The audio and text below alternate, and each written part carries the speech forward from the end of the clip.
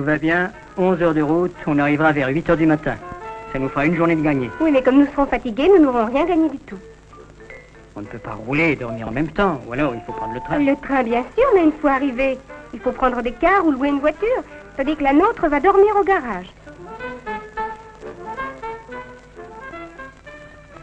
L'idéal serait de pouvoir accrocher sa voiture à la queue du train.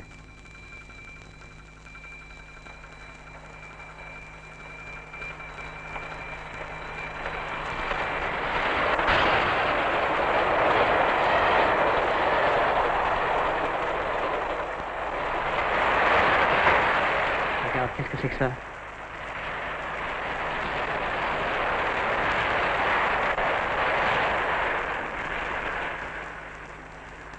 Pardon, monsieur. Qu'est-ce que c'est que ce train hétéroclite? Ça, monsieur, c'est un train auto-couchette. Non, sans blague, ça existe? Mais oui, monsieur. Bon voyage.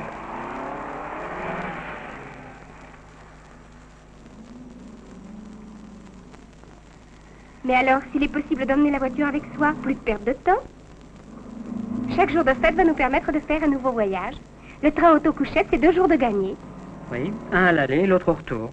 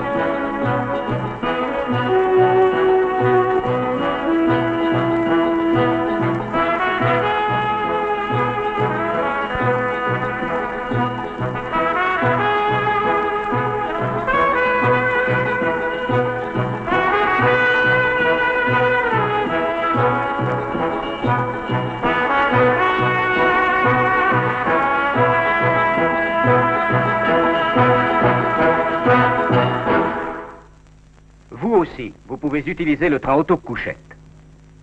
C'est en 1957 que la SNCF mettait en service son premier train d'automobile accompagné, entre Boulogne et Lyon et vice-versa.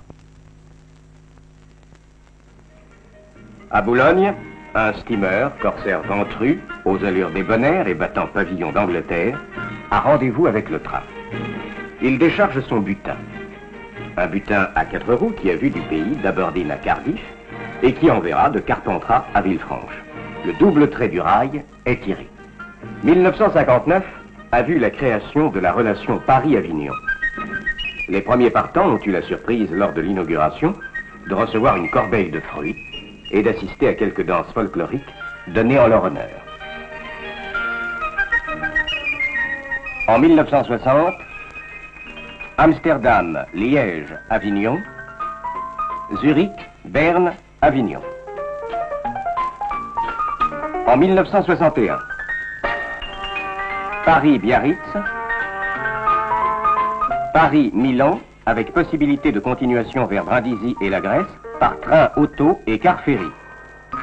Düsseldorf, Liège, Avignon.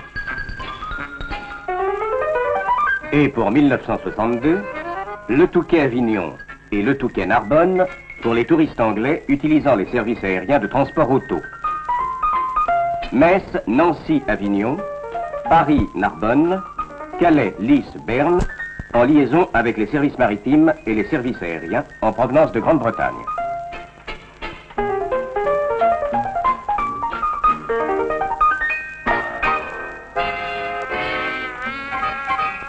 Aujourd'hui, il n'est plus guère d'itinéraire où le rail n'allège la route et ne lui fasse un brin de conduite. Mais il ne suffit pas de connaître l'existence des trains autocouchettes. Il faut encore savoir les utiliser, en connaître le mode d'emploi. Il est simple, se présenter à l'heure convenable à la gare, assurant le service train autocouchette. Être prêt, paré pour le voyage, c'est-à-dire valise bouclée, mais aussi, et c'est essentiel, graissage fait, freins éprouvés, pneus à la pression et mécanique en bon état. Le rail accueille la route avec de charmants sourires. C'est ce que l'on appelle faire bon ménage. Pour une nuit, le train et l'automobile vont lier leur destin. Union éphémère mais fructueuse, où l'automobile n'aura qu'à se louer de la seule licitude de son partenaire. Le contrat est signé. La voiture reçoit son billet. Elle ne sera plus contrôlée. Elle est un voyageur en titre, son accès au quai est désormais autorisé. Les garçons d'honneur s'affairent et règlent avec diligence les détails de la cérémonie.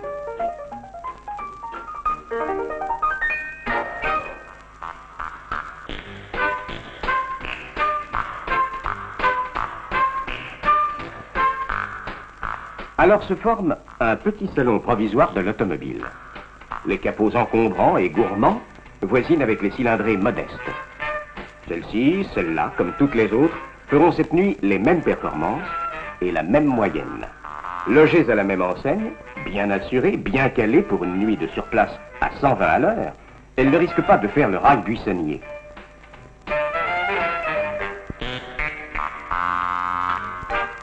Nuit à la belle étoile, à la file indienne, à la queue leu-leu, comme des voitures bien sages.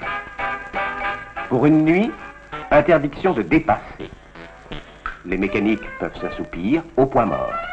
Il est simplement interdit de se pencher à la portière. Periculosus parcersi. Le reste, la direction, l'horaire, les signaux, la vitesse, c'est le train qui va s'en charger. C'est lui, le maître des cérémonies.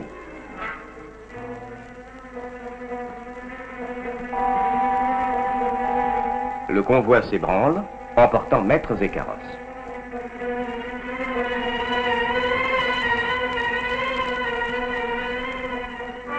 Alors, vers la brume ou les frimas, vers la neige ou vers les cigales bruissantes, ce sont les premiers aiguillages qui décident et qui destinent.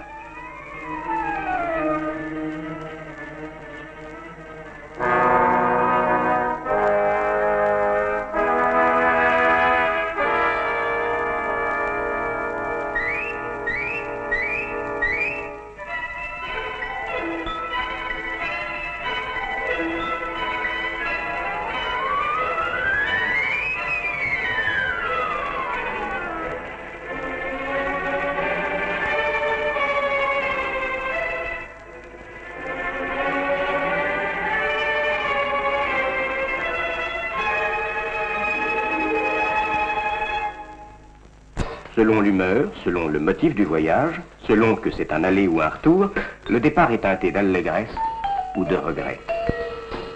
Il y a peu de voyages indifférents. Le logement qui va vous mener vers le dépaysement vous devient vite familier. Le tour du propriétaire est vite fait. Très vite, on prend ses aises, puisqu'on en a.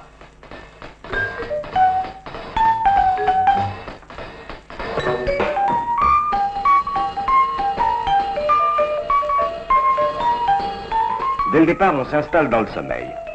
Un sommeil particulier, réparateur. On se repose et néanmoins, l'on se meut. Les palpitations d'un convoi en marche ordonnent les rêves. Les arrêts les font naître, le petit matin les dissipe.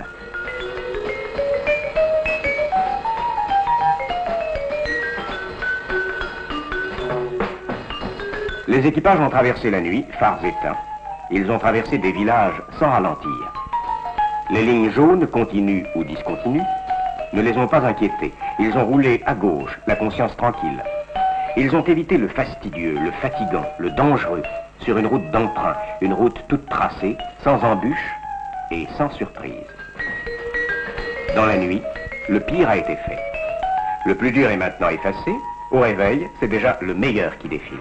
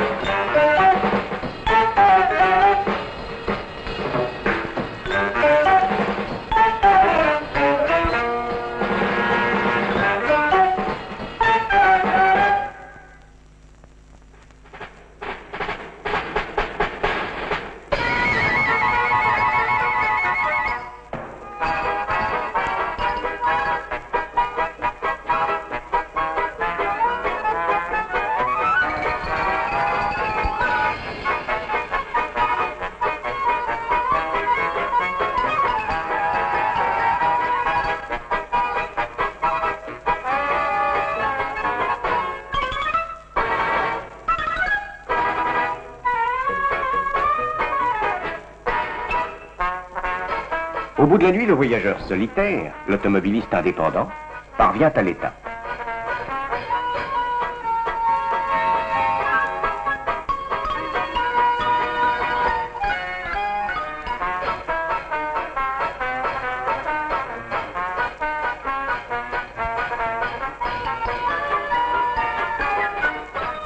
Le brin de conduite que le rail fait à la route est terminé.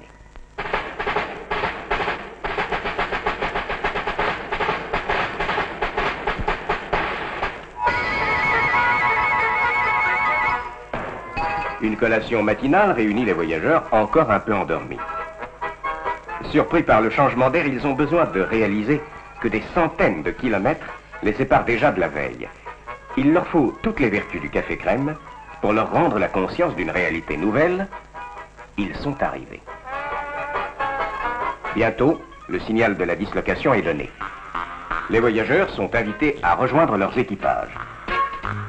L'homme retrouve sa plus belle conquête. C'est un moment de choix.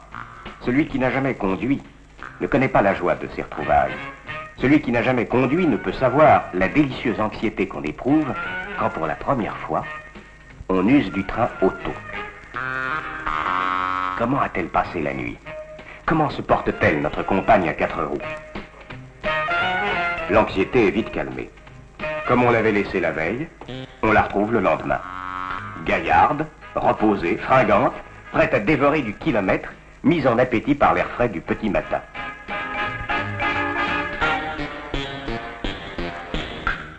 Après de 1000 kilomètres de leur point de départ, sans la moindre trace de fatigue ou de lassitude, la route s'ouvre et chacun reprend sa liberté et ses projets d'évasion.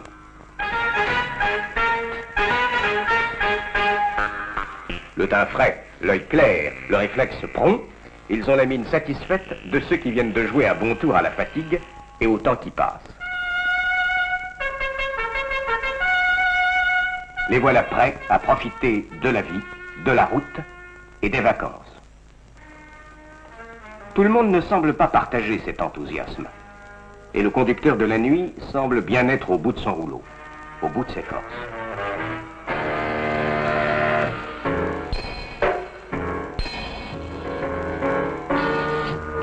Vous aussi, vous pouviez utiliser le train auto-couchette.